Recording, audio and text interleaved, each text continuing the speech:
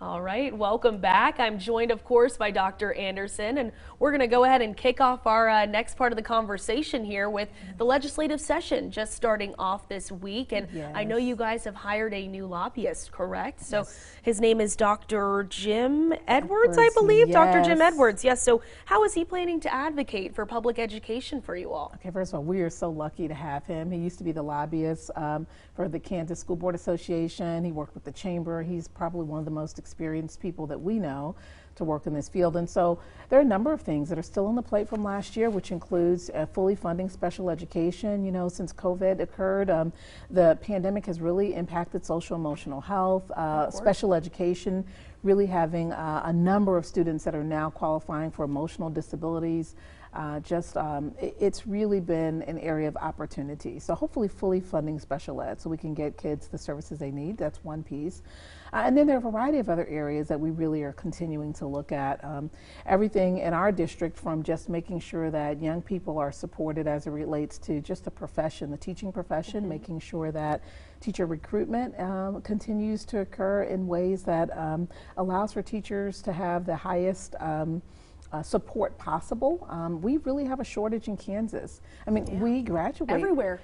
If fewer people go into education now than ever before. And so it's so important that we honor this noble profession and pay teachers well, but also just support teachers in ways that we can.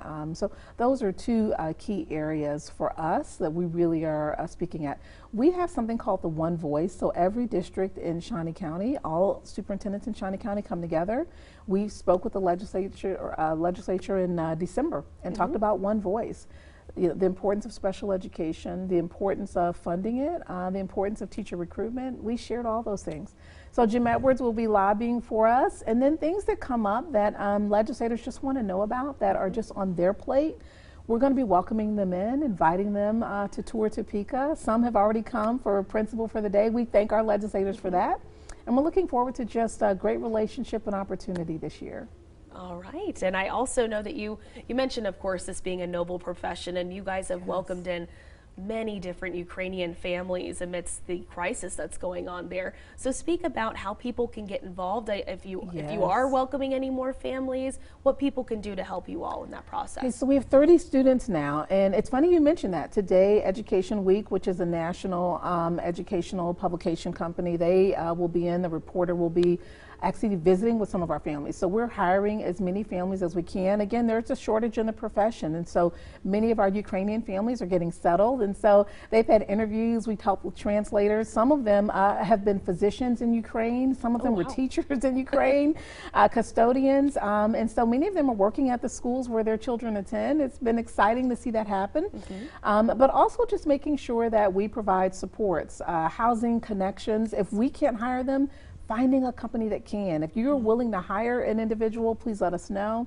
If you just go to our website, there's a link to how you can help Ukrainian families. And Topekans are amazing. So we thank everybody for their support thus far. All right. Well, thank you so much, Dr. Anderson, for coming on today. And yes, you're very right. Topekans are the best type of people. We can agree on that. So let's send it over now for a quick look at our weather forecast from Becky Taylor.